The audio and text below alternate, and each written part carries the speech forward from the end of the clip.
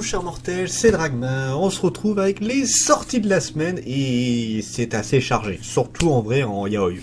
Il y a des semaines où c'est quasiment que du yaoi, c'est pas ce que je préfère présenter en termes général, mais on va le faire quand même. Alors lui juste, je pense que vous voyez un peu la couverture, on va la laisser en image pour public averti. Ah, il y a pas de résumé, c'est dommage. J'ai presque envie de vous montrer la couverture, mais on va éviter, YouTube va me défoncer. Mais bon, ça a l'air d'être assez... Bah, c'est du mec bien musclé, quoi, qui se fait plaisir, hein, on va rester sur ça comme terme. Sherlock Holmes, donc l'édition... la vieille édition, alors en plus c'est un truc, excusez-moi pour le bruit, un truc français, je sais plus si c'est français aussi, normalement c'est français je crois, cette édition là de Sherlock Holmes, on viendra me rectifier si c'est pas le cas. Fin 19e siècle, en Angleterre, Sherlock Holmes vit à Baker Street avec son ami le docteur Watson.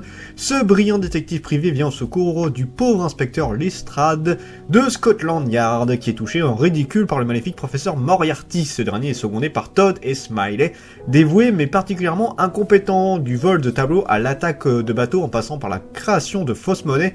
Les méfaits du professeur et de ses hommes sont aussi divers qu'ingénieux. Malheureusement pour eux, Sherlock Holmes se révèle un adversaire hors du commun. C'est une tirée, bien évidemment, du dessin animé que beaucoup de gens ont vu ou au moins connaissent un tout petit peu, ne serait-ce que pour le générique ou des trucs du genre. Moi, je regardais de temps en temps, donc bon, ça me tenterait, mais je ne vais pas l'acheter tout de suite. Hidamari ga Kikoku, au fil des saisons, volume 1 du yaoi. Atteint de problèmes d'audition, Koei a fini par s'isoler du monde qui l'entoure jusqu'au jour où il rencontre Taishi, un garçon enjoué qui va lui faire reprendre goût à la vie, tous les deux hétérosexuels. Les deux jeunes hommes vont pourtant se rapprocher au point d'éprouver de fortes sentiments amoureux, l'un pour l'autre. Les saisons passent, nous sommes maintenant au printemps, Koei commence à chercher un emploi et un nouveau rejoint l'entreprise où travaille Taishi. Tous deux mènent une vie trépidante et épanouissante jusqu'à ce que Kenna, l'ex-petite amie de Koei, réapparaît dans sa vie. C'est pas un truc qui me... Je fais le résumé des yaoi, mais des fois je me tâte à le faire parce que c'est clairement pas un truc qui m'intéresse. Mais bon, là je fais les sorties. Ito Jime Maero, volume 12. Tiens, c'est pas souvent qu'on a des séries yaoi qui font plus de 1 ou 2 tomes. Là, ça a déjà 12. Home Far Away. Jolie couverture par contre pour le coup pour celui-là. Terminé un tome. Une évasion vers un monde meilleur. Dans les années 1990 aux États-Unis, le jeune Alan est en profonde d'expression à cause de ses parents surprotecteurs, alors qu'il rencontre Hayden, un voyageur itinérant dont il tombe éperdument amoureux. Pour rester à ses côtés, Alan décide de quitter la maison de ses parents, mais ce choix revient à faire de Hayden son kidnappeur aux yeux de la police. Pourtant, Hayden est prêt à tout pour Alan et l'aide à se libérer de ses démons, même si le chemin qu'il emprunte n'est tracé que par la fuite. Pour eux, il représente le chemin du retour vers un monde qui n'appartient qu'à eux. J'avoue que là, pour le coup, le résumé est très joli et la couverture est très belle. Souvent, les yaoi, le résumé, c'est tellement... Je sais pas, je trouve ça très cliché, très simple. Là, j'avoue, on a un truc qui, au moins, a le mérite de m'intriguer. Like the Beast, volume 15. Yaoi, Notre secret, Yamamotoko Tetsuko, volume 1. Et un seul tome de la série, à 19 ans, oui c'est ça, 19 ans, suite au remariage de son père Ryo, jusque-là fils unique, se retrouve soudain avec 3 frères, Kento, Hayato et Masato, un vrai harem le mec. Après la mort de son père, plus de sa belle-mère, la vie se complique, mais en dépit des épreuves, les 4 frères nouent des liens serrés et parviennent à surmonter tant bien que mal les épreuves de la vie. 4 ans plus tard, Ryo a repris le café de sa belle-mère et vit une relation épanouie avec Hayato. Kento, pour sa part, travaille avec Ryo au café et sort avec Take, le meilleur ami de Masato. Alors que Kento et Take doivent gérer la célébrité grandissante de ce dernier, une star montante de la télévision, Hayato et Ryo peinent à trouver leur marque côté sexe, replongés avec bonheur dans la suite des aventures et péripéties de la famille Mogami et de leur entourage. Je sais pas pour moi... Sleeping Dead, là pareil, encore une fois, la couverture est pas mal et ça a l'air assez morbide. Terminé en 2 tomes. Conscient et agréable, Monsieur Asada est un professeur de lycée très apprécié de ses collègues et de ses élèves. Un soir, alors qu'il fait une ronde autour de l'établissement après les cours, il voit une silhouette suspecte attaquer une étudiante avec un couteau. Lorsqu'il essaie de s'enfuir, il est rattrapé et finit par perdre la vie avant de se réveiller sur une table gelée. J'avoue, je suis intrigué.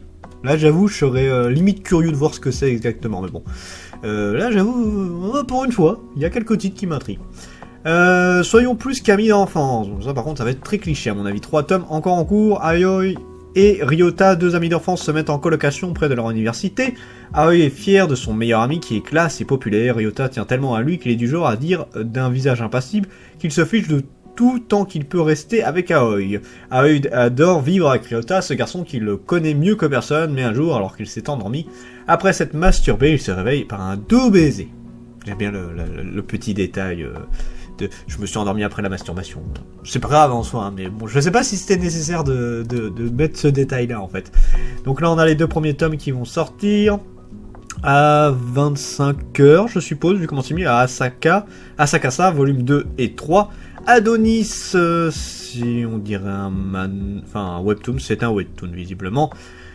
Aucun webtoon ne m'a intéressé pour l'instant. La belle et fière Liana vient de périr à l'issue d'un duel acharné contre son ennemi, le prince Arhard.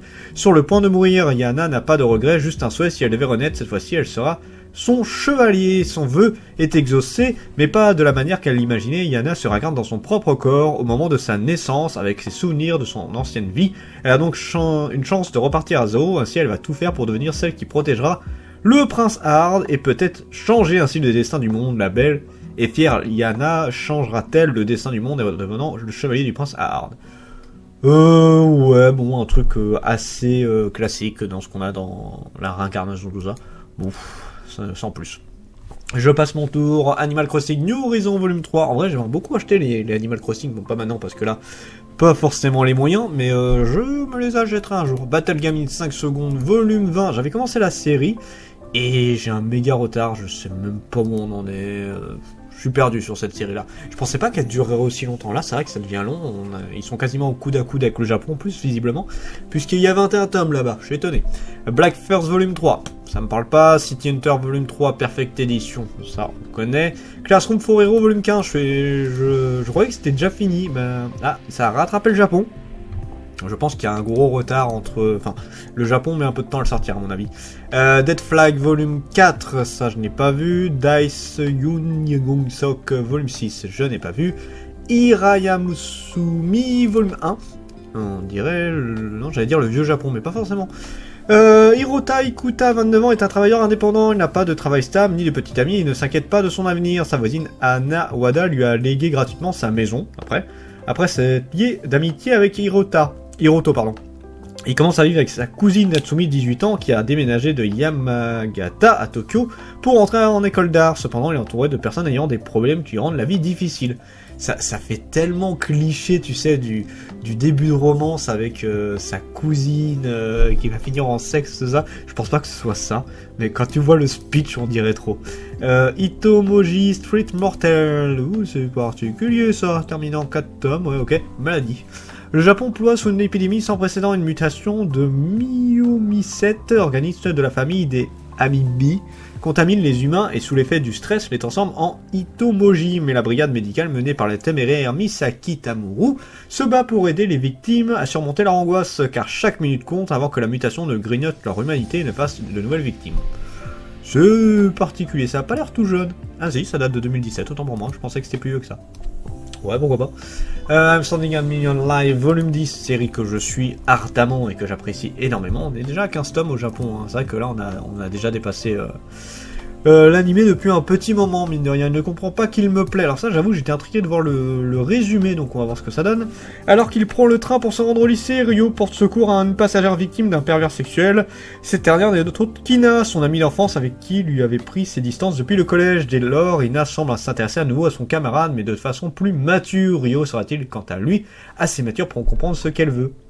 Ouais. Ah, j'aurais peut-être dû le commander, du coup, à mon libraire. Il va le voir, faire un truc que je peux lui commander, allez, c'est parti. Non, du coup, il a fait quoi comme série? Attends, il a fait ça. Il a fait Attends, je regarde juste vite fait ce qu'il a fait, parce que je suis curieux. Il a fait des trucs fantastiques, ça, ok. Et il a fait ça, on a eu l'animé il y a pas longtemps. J'aimerais tellement que ça sorte en France. Ça va sortir en France, je pense. Mais il a fait des trucs sympas. Donc oui, ça je le prendrai. Isekai Anime Studio volume 2, j'ai pas vu, je sais pas si je le regarderai pour le coup. Jeune Dragon recherche appartement ou donjon volume 8, ça fait un beat ce truc là et ça m'intéresse pas du tout. J'avais commencé mais franchement j'ai pas aimé plus que ça. La vengeance du souffre de l'or volume 3, j'ai beaucoup aimé le tome 1 et 2, donc oui ça je continuerai la série. Le chat qui rendait l'homme heureux, volume 7, j'ai vu le premier tome mais j'ai pas été très fan. Les enfants de la mer volume 2, alors en plus c'est l'édition de base, elle est ultra rare maintenant. Donc là, ils ont fait une réédition, ça va peut-être baisser les prix, ce qui serait pas plus mal. Et du coup, ouais, faudra que je les lise, de ces 4. Mashed, volume 13, ça, je n'ai pas encore vu. Play It Cool Goose, volume 1. Qu'est-ce que ça va? Ils sont tellement maladroits qu'ils en sont cool. La première vue, ces 4 jeunes hommes ont tout l'air très cool, en même un brin difficile à approcher, mais en entrant dans leur quotidien, vous comprenez vite qu'ils sont en fait incroyablement étourdis. C'est justement ce qui fait leur charme et les rend si attachants. Aucun doute que vous finirez vous aussi par les aimer. Alors installez-vous confortablement, sortez le popcorn et admirez ces beaux garçons maladroits. Essayez d'être cool toute la journée, le spectacle en vaut la peine. Je crois que, je sais pas si c'est le même, j'étais tombé sur un moment un animé où j'avais vaguement commencé. Où c'était un peu le même délire, où c'était des mecs qui étaient assez classe et qui faisaient que des conneries par derrière. Donc je sais pas si c'est le même, on verra. Puis la magie, Madoka Magica, l'arc des spectres, volume 2 et 3 et fin de la série. Alors moi j'ai jamais vraiment regardé ça, je connais parce que c'est méga connu, mais je n'ai jamais vu. Servante, volume 18, et cette série commence à être longue, elle est toujours pas finie cette série là en plus. Hein. Shido volume 21, pas vu. Stella Witch Lips volume 3, pas vu. Super Muroyo Manga Aventure volume 28, oh putain la vache. 58 tomes au Japon, c'est énorme. Waouh, il y a beaucoup de tomes, mais c'est les mangas gag, il doit faire tous les Mario ce truc là. Oh, c'est vraiment énorme, je suis halluciné de voir qu'il y a autant de tomes. Je me demande si ça marche d'ailleurs ça. The Cave King volume 4, cette série elle est tellement cool, mais ouais, ça met du temps à sortir parce que bah le Japon met du temps à sortir la série, donc là on est au coude à coude avec ça, et j'adore la série, elle est juste géniale. The Quintessential Quintuplesse volume 6, édition couleur, moi j'ai déjà tout lu de la version de base, je ne pense pas me la prendre en couleur. Tout, Forbidden Scrollery volume 7, j'avais commencé la série, j'ai pas du tout accroché. Alors déjà tout, c'est pas un univers qui m'a interpellé en soi, mais alors là, en manga, encore moins. Yasha Yoshida Yakimi volume 4, ça me parle pas. À quoi tu joues, Ayumi volume 4, oui, ça je l'achète, j'ai très hâte de la suite, à chaque fois j'aime beaucoup. C'est dans le même style que quand Takagi me taquine, je suis très très fan. H le bâtisseur de civilisation volume 3, c'est pareil, je vais continuer la série, ça y a pas de problème. Colossal volume 2, pas vu. Bah d'ailleurs ça avait pas été repoussé ce truc là, si je dis pas de bêtises, ou alors c'est moi qui... Non, c'est peut-être moi qui délire. Dahlia, artisane magicienne, alors ça je me tâte, je me demande si je le prendrais pas un jour, parce que ça se trouve ça pourrait me plaire, ouais peut-être. Demon Slave volume 9, oui, je suis à jour sur cette série et j'adore cette série, je la trouve vraiment super cool. Full Metal Alchemist volume 14, j'ai toute la série d'origine, enfin le format d'origine. Donc bon, mais la Perfect Edition pourrait être sympa, mais là j'ai beaucoup trop de choses à acheter. Si jamais il n'y a plus rien à acheter, peut-être que je m'attarderai dessus, mais là ce n'est pas près d'arriver, je pense.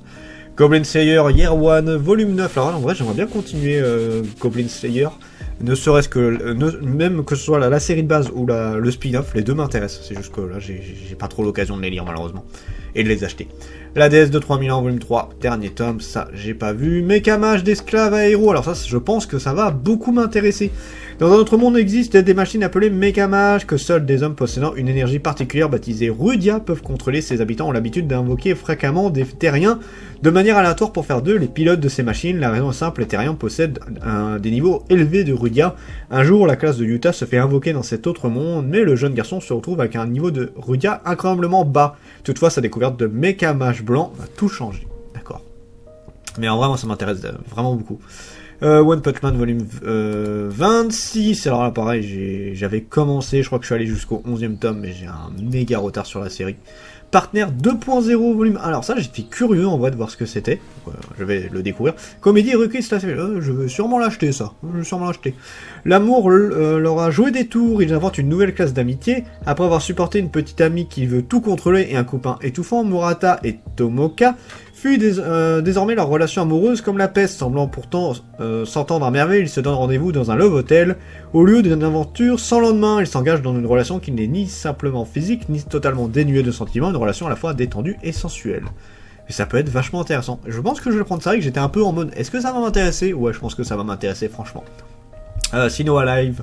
Alice, pardon, volume 4, je n'ai pas vu, je n'ai pas encore je sais pas si je le lirai parce que c'était un des grosses sorties, mais bon, souvent je m'en méfie un petit peu, je verrai, peut-être que je prendrai à l'occasion. Soon of Life, volume 4, j'ai pas vu, survivre à ses parents toxiques, vous avez le droit de ne pas les pardonner. Curieux, c'est quelle maison d'édition ça? Je sais pas. Ah si, édition Akata, c'est Akata, ok. C'est bien leur genre de faire ça. Ce manga se concentre sur les relations parents-élèves, et plus précisément sur les parents toxiques. L'autrice a rencontré plusieurs dizaines de personnes différentes ayant eu des parents toxiques, et a entendu leurs témoignages dans le but qu'ils essayent de sortir de cette relation. Donc c'est des histoires qu'on voit à chaque fois, ou c'est juste on les voit discuter avec l'auteur, un truc du genre. Ça peut être intéressant en vrai. Ultraman, volume 18, pas vu, et j'en regarderai pas. Under Prison, volume 3, ça ne me parle pas du tout. Worms Grade, volume 1, la couverture est plutôt jolie. Y a pas de résumé. C'est un webcomics visiblement. Ouais, ok. Bah, pas de résumé, donc je ne pourrais pas en dire plus. C'est terminé en 2 tomes. Boss ou crève, alors ça, c'est un où j'étais assez curieux. Je me demande d'ailleurs c'est qui a fait ça, parce que ça me parle vaguement. J'ai l'impression que non, il a fait qu'un seul manga. Et le dessinateur, il a pas fait d'autre chose? Non, non plus. Ok, tant pour moi. Dans le Japon très proche de notre réalité, celui qui n'a pas travaillé depuis plus de 6 mois devient une charge pour la société et doit être réhabilité. Ces individus sont alors envoyés dans des camps pour subir un lavage de cerveau censé la rendre productif. Tatsuya est l'un d'entre eux, mais il ne comprend pas, il avait un travail, mais a été envoyé du jour au lendemain sans possibilité de retravailler. A-t-il été victime d'une machination? Le camp dans lequel il a été envoyé semble bien différent de ceux dont on parle. Les traitements sont humiliants et bien plus brutaux, mais dans quel but? Ça a l'air pas mal, c'est vrai que je savais pas que c'était comme ça. Oh putain, si on avait ça dans notre monde, ce serait tellement... ça gueulerait de tous les côtés.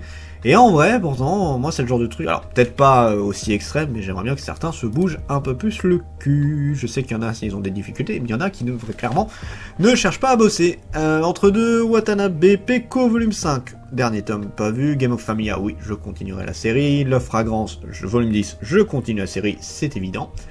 Mazinger Z, premier thème, alors ça me parle, le pire c'est que ça me parle énormément ce truc là. Koji Kabuto, encore dans Goldorak, ok, est un jeune lycéen qui vit avec son petit frère chez son grand-père depuis la mort de ses parents. Ce dernier est un scientifique extrêmement réputé à l'origine de nombreuses inventions, alors que Koji vient juste d'arriver à l'école, un puissant séisme secoue la région, Koji décide alors de retourner chez lui pour s'assurer que son grand-père va bien. À son arrivée, il découvre à la place du jardin un trou béant qui laisse apparaître un laboratoire souterrain où son grand-père travaillait sur sa dernière invention, un robot géant du nom de Mazinger Z. Malheureusement, le vieil homme, mortellement blessé pendant le séisme, a juste le temps d'expliquer à Koji qu'il a conçu Mazinger Z pour lui. Avant de mourir, désormais aux commandes de Mazinger Z, Koji doit décider de quoi il va employer toute sa puissance. Va-t-il un dieu ou un démon? Pas mal. Mais je ne pense pas le lire de C4. Pseudo-harem, alors tiens, c'est Château, c'est toujours compliqué d'avoir leur série, c'est terminé en 6 tomes. Je suis curieux en vrai de voir ce que ça peut donner, mais bon, on verra bien. Donc voilà, c'est tout pour les sorties, c'était Dragmar, et je vous dis à la prochaine, Jamortel.